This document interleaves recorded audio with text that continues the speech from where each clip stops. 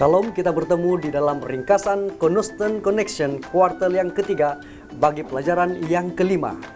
Tajuk pelajaran minggu ini ialah penurutan adalah perkataan yang baik. Minggu lalu kita melihat bagaimana orang Yahuda telah ditawan oleh Babel akibat daripada sikap mereka yang tidak menurut perintah Tuhan. Jadi pada kali ini pelajaran kita melihat lebih spesifik tentang individu-individu yang menjadi tawanan dan dibawa ke Babel. Tetapi sebelum itu kita dengarkan dahulu ayat kunci yang dibacakan oleh Nodli nanti. Dan seperti biasa kita akan melihat konteks ayat ini secara ringkas oleh Ray. Jadi persilakan Nodli. Salam damai dalam Kristus sahabat-sahabat. Ayat kunci terdapat di dalam Daniel 1 ayat 20 menuliskan, dalam tiap-tiap hal yang memerlukan kebijaksanaan dan pengertian yang ditanyakan raja kepada mereka, didapatinya bahwa mereka 10 kali lebih cerdas daripada semua orang berilmu dan semua ahli jampi di seluruh kerajaannya. Demikianlah ayat kunci pelajaran pada Sabat ini. Shalom semuanya.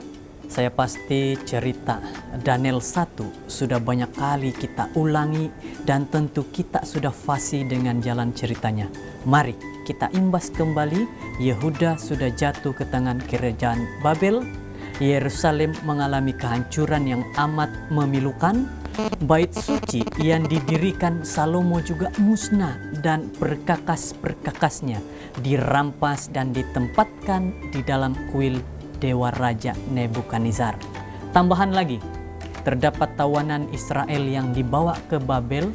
Mereka yang ditawan ini adalah golongan bangsawan, termasuklah Daniel, Hanaya, Misael, dan Azraya. Oke, jadi kita berhenti sejenak ya di sana ya, Ray. Ya. So seringkali saya mendengar bahwa nama itu ialah Belsazar. Ya, Sadrak, Mesak, dan Abednego. benar. So, apakah ini adalah individu yang sama? Iya betul, saya pun pernah dengar seperti itu. Dan kadang-kadang saya pun sendiri boleh keliru. Ya. Iya, jadi untuk menyelesaikan kekeliruan itu, mari kita membaca dalam Daniel 1 ayat 7. Pemimpin pegawai istana itu memberi nama lain kepada mereka. Daniel dinamainya Belsazar, Hanaya dinamainya Sadrak, Misael dinamainya Mesak, dan Azraya dinamainya Abednego. Menurut ayat ini, ya, mereka itu adalah individu yang sama. Apa yang telah berlaku kepada mereka? Mereka telah diberikan pendidikan untuk menjadi orang-orang bijaksana supaya boleh bekerja bagi raja. Namun, mereka berhadapan dengan satu cabaran, yaitu mereka disajikan dengan makanan dan minuman istana yang mana boleh menajiskan diri mereka. Apa yang mereka akan perbuat? Dalam Daniel 1 ayat 12, adahkanlah pencobaan dengan hamba-hambamu ini selama 10 hari dan biarkanlah kami diberi sayur dan dimakan dan air untuk diminum.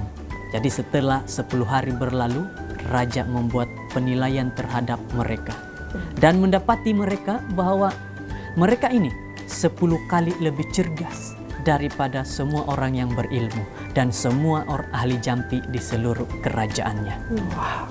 Jadi Ray, sangat jelas apa yang kau sudah jelaskan Ya. sebentar tadi, bahwa 4 orang yang bersahabat itu, 4 orang sahabat Ibrani ini memiliki penurutan yang setia kepada perintah Tuhan. Benar. Ya. So, hasil penurutan itu adalah di luar daripada jangkaan. Bayangkan 10 kali lebih cerdas. Mari kita bincang 2 poin utama. Yang pertama ialah apa maksud penurutan. Ya, bagaimana supaya penurutan terhadap firman Tuhan itu menjadi lebih kukuh daripada menurut kata-kata manusia. Ya. Kita mulakan dengan yang pertama, apa maksud penurutan? Jadi Nodli dahulu dan setelah itu Ray. Ya. Bagi saya, penurutan itu bermaksud mengetepikan kemahuan dan cara saya sendiri dan menerapkan nasihat atau bimbingan itu sama ada daripada Tuhan ataupun daripada manusia secara konsisten. Ya. Ya, bagi saya pula, penurutan itu ialah mempertahankan janji yang saya telah lakukan, sama ada kepada manusia ataupun kepada Tuhan. Aha, jadi saya setuju dengan perkongsian ringkasan kamu berdua sebentar tadi. Dan ya, penurutan itu boleh jadi penurutan kepada manusia dan juga kepada Tuhan. Tidak dapat dielakkan bahwa ada waktu di mana kita harus memilih sama ada menurut kepada manusia atau kepada Tuhan. Tentunya kita mau supaya kita lebih menurut kepada Tuhan. Bagaimana supaya penurutan kita kepada Tuhan itu lebih kokoh? Ya, untuk menjawab persoalan itu saya ingin mengaitkannya di dalam 2 Yohanes 1 ayat 6 menuliskan, dan inilah kasih itu, yaitu bahwa kita harus hidup menurut perintahnya. Dan inilah perintah itu, yaitu bahwa kamu harus hidup di dalam kasih, sebagaimana telah kamu dengar dari mulanya. Perhatikan, di situ sangat jelas hidup dalam kasih. Dan saya berpendapat bahwa apabila kita mengasihi Tuhan lebih daripada semua yang ada pada kita, termasuklah orang yang kita sayangi sendiri, penurutan kepada Tuhan itu akan lebih kukuh. Dan kalau kita tidak sepenuh hati mengasihi Tuhan, maka penurutan itu rapuh apabila kita berhadapan dengan berbagai cabaran. Ya, sebagai kesinambungan daripada apa yang dikongsikan oleh Nodli tadi, mengasihi Tuhan itu bukanlah satu emosi, tetapi prinsip. Demikian juga dengan penurutan terhadap Tuhan. Kita tidak boleh mengatakan, saya rasa saya penurut. Kita harus menyatakan itu dalam perbuatan. Satu cara bagaimana supaya penurutan kepada Tuhan itu kukuh, ialah kita harus datang memohon kepada Tuhan. Jadi mari kita baca dalam Mazmur 86 ayat 11. Tunjukkanlah kepadaku jalanmu, ya Tuhan, supaya aku hidup menurut kebenaran-Mu. Bulatkanlah hatiku untuk takut akan nama-Mu. Kita harus berdoa agar Tuhan membentuk hati kita menjadi seorang yang penurut. Ya, saudara-saudari, mudah-mudi yang kami kasihi, perkongsian yang padat dan baik sekali daripada Nodli dan Ray sebentar tadi.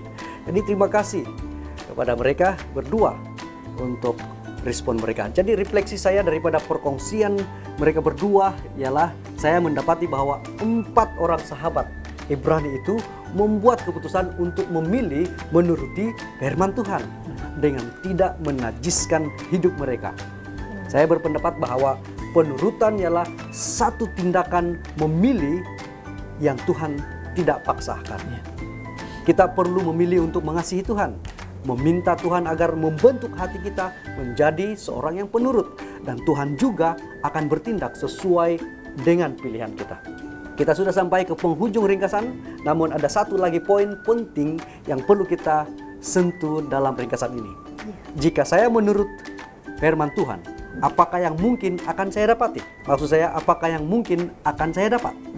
Saya pasti ini juga menjadi persoalan kepada orang-orang muda hari ini. Ya, satu soalan yang sangat menarik, Pendeta Wizi. Dan untuk menjawab soalan itu, saya mahu membawa kita kembali ke Daniel 1 ayat 17. Kepada keempat orang muda itu, Allah memberikan pengetahuan dan kepandaian tentang berbagai-bagai tulisan dan hikmat. Sedang Daniel juga mempunyai pengertian tentang berbagai-bagai penglihatan dan mimpi. Sahabat-sahabat, di sini kita melihat bahwa Tuhan dia memberkati penurutan 4 orang sahabat ini. Kebijaksanaan dan kecerdasan yang belum pun Raja Nebukadnezar temui sebelum ini. Dan penurutan mereka ini, puji Tuhan, telah meninggikan nama Tuhan di tengah-tengah kerajaan, bangsa, maupun kepada raja yang tidak pernah mengenal Tuhan yang benar. Ya, saya pula ingin membawa kepada kita janji Yesus yang terdapat dalam Wahyu 2 ayat 10. Hendaklah engkau setia sampai mati, dan aku akan mengaruniakan kepadamu mahkota kehidupan. Kesetiaan dalam ayat ini juga bersangkut rapat dengan penurutan. Janji Yesus jelas di sini bahwa Dia akan memberikan mereka yang menuruti kepada Dia kehidupan yang berkekekalan. Jadi apabila kita menuruti Dia, kita boleh jangkakan yang Dia akan berkati kita di bumi ini.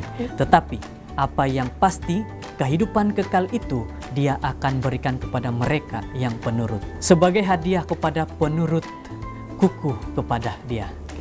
Ya, terima kasih kepada pendapat yang begitu indah sekali untuk kita dapat mengerti dan memahami pelajaran lebih baik lagi pada kali ini. Jadi bagi saya ini adalah satu berita yang baik untuk semua orang-orang muda. Pesanan terakhir dari kami kepada semua para penonton, khusus kepada orang-orang muda, kejarlah penurutan yang kukuh kepada Tuhan. Ya. Anda mungkin kehilangan sesuatu yang berharga karena penurutan kepada Tuhan, tetapi keputusan Anda untuk menuruti Tuhan akan membuatkan nama Tuhan dikenal di khalayak ramai. Ya. Apabila Yesus datang nanti, Dia mengenal kita semua sebagai seorang yang penurut dan hidup kekal menjadi hadiah yang tidak ternilai, yang tidak pernah akan dapat diberikan oleh dunia ini. Jadi sampai di sini saja ringkasan Constant Connection kita pada kali ini. Kita bertemu lagi dalam pelajaran yang akan datang. Jadi jangan lupa untuk subscribe channel Hope Media Sabah. Like dan share. Tuhan memberkati Anda semua dan jumpa lagi. Amin.